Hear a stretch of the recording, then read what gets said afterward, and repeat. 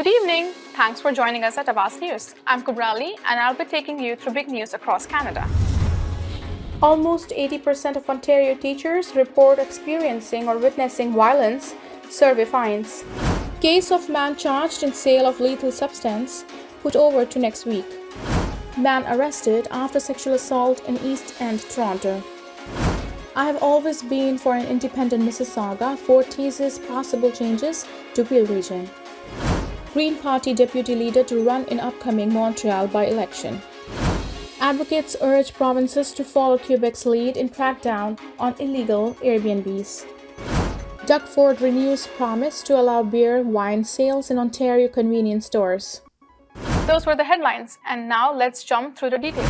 Premier Doug Ford appears to be thawing out a 2018 campaign pledge to sell beer and wine at Ontario convenience stores that has remained all but frozen for past 5 years. At an unrelated news conference Monday, Ford said his government has not given up on the plan and would fulfill that promise when asked by a reporter about the delay. Ford made the promise to bring certain alcoholic beverages to corner stores across Ontario during his first provincial election campaign.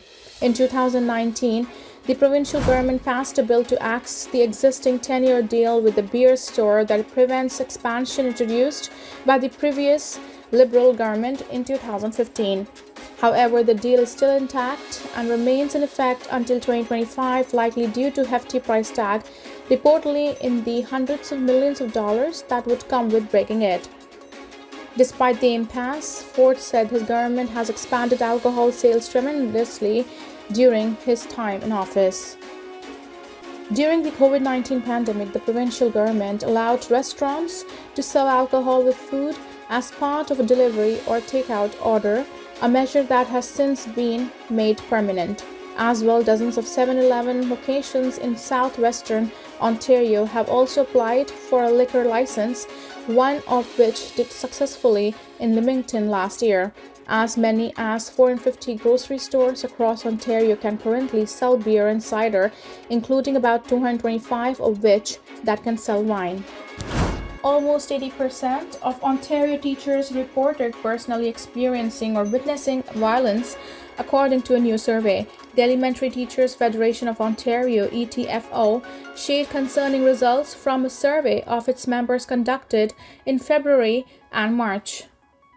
The results are alarming and distressing, and action must be taken at the provincial and school boards level, ETFO President Karen Brown said at the union's provincial office in Toronto on Monday morning. The vast majority, 80% of staff members, reported violent incidents have increased since they began working in public education, while 66% said the incidents are more severe, Brown said. Since the pandemic began, ETFO members reported violent incidents increasing by 72%, the survey found. This is not a new issue, but it is escalating and rising, Brown said. What are we seeing is a symptom of a bigger problem. Ontario students are under-supported because our public education system is underfunded. Lisa Dunbar, a teacher for more than 20 years and an ETFO member, said on Monday. I want to be clear, students are not to be blamed. The government is failing them time and time again, especially those who are most vulnerable, Dunbar added. Ontario Premier Doug Ford responded to the report's findings while at a separate announcement on Monday. He said violence starts at home and insisted students respect your teachers. They have a tough job. The kids, you guys got to get your act together, Ford said. Contrary to the Premier's comments, Brown said the Ford government has starved the public education system of funding, leaving it understaffed and under-resourced.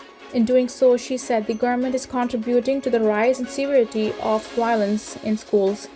The union said there is a critical need for more educational assistants, special education teachers, psychologists, behavioral therapists, school support counselors, child and youth workers, and speech-language pathologists.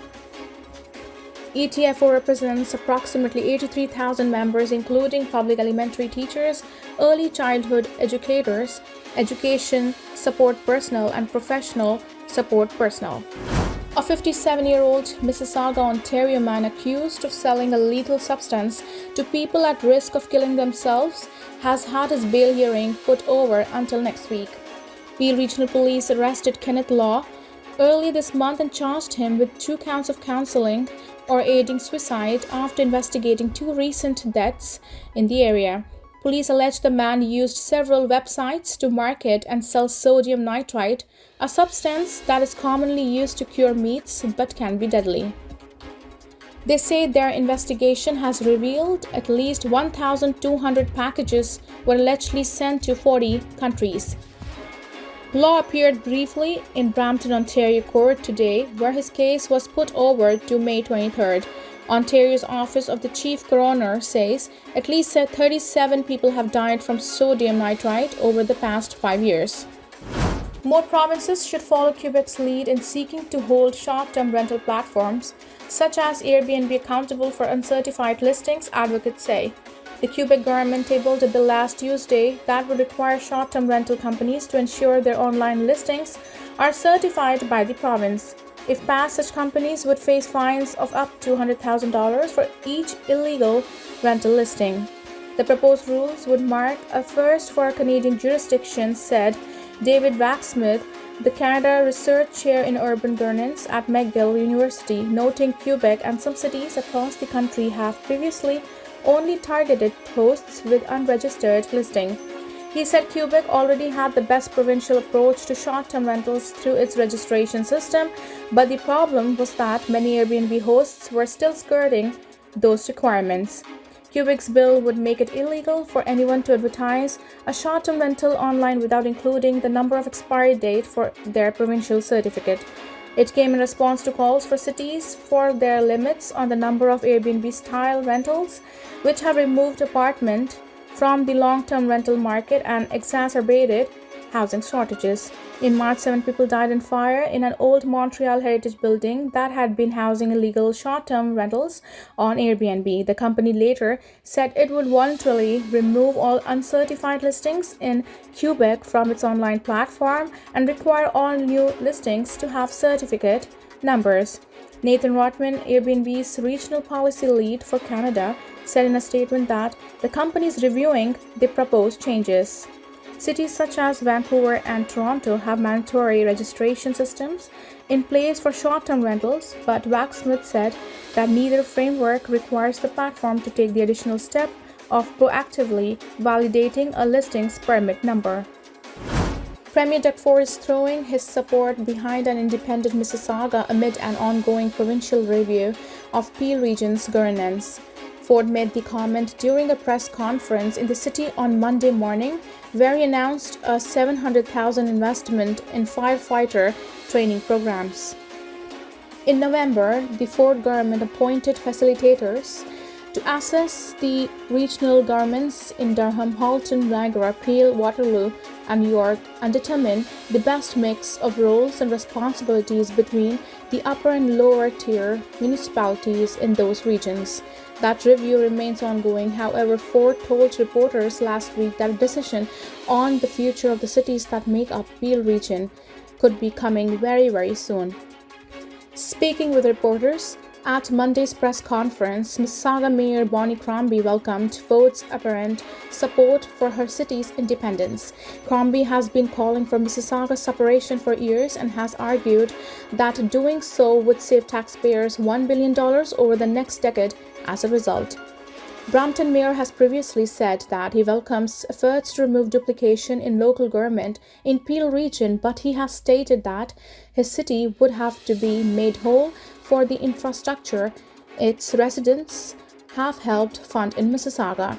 Ford, for his part, has insisted that Brampton will not be shafted by Mississauga or anyone else if changes are indeed made to Peel region's governance.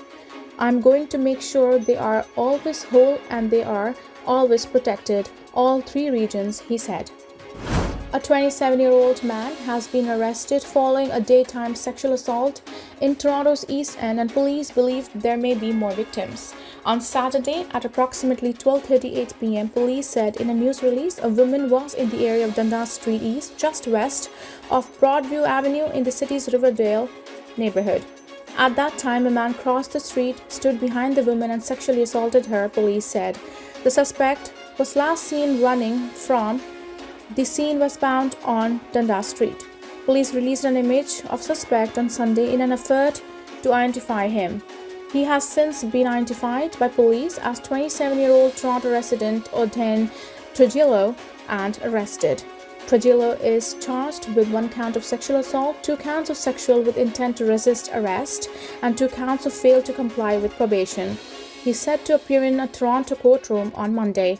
Investigators said they believe there are additional victims and are asking them to come forward to police. Green Party Deputy Leader Jonathan Pedno is planning to run for a seat in House of Commons in an upcoming by-election in Montreal's Notre-Dame-du-Gaz Westmount riding. The 32-year-old ran on a joint ticket to share the party leadership in November with longtime Member of Parliament Elizabeth May. The party's constitution has not yet been changed to make the pair co-leaders, so Pedno is the deputy leader. The Notre-Dame-du-Gaz Westmount seat was created in 2015, and the area has long been considered a Liberal stronghold. It was last held by Liberal MP Marc Garneau, who announced his retirement earlier this year. A victory for Pedno in the June 19 vote would see him join May and Mike Morris as Green Party MPs in Ottawa. This was all from us today. I'm Kubra Ali, and I'll see you back tomorrow, same time, same channel. Have a good night.